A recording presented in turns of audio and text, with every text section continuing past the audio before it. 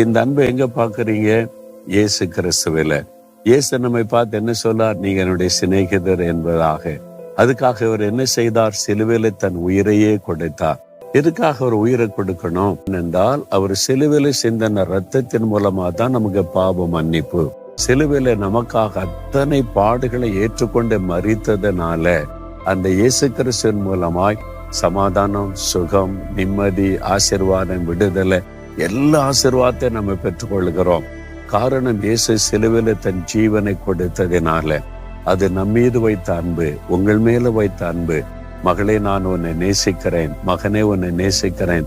என்னுடைய சிநேகிதனாய், சிநேகிதியாய் உன்னை நேசிக்கிறேன். உனக்காக சிலுவையில என்னையே பலியாய் கொடுத்தேன் என்று இயேசு உங்களை பார்த்து சொல்லுகிறார். நீங்க அவரை நேசிக்கிறீங்களா?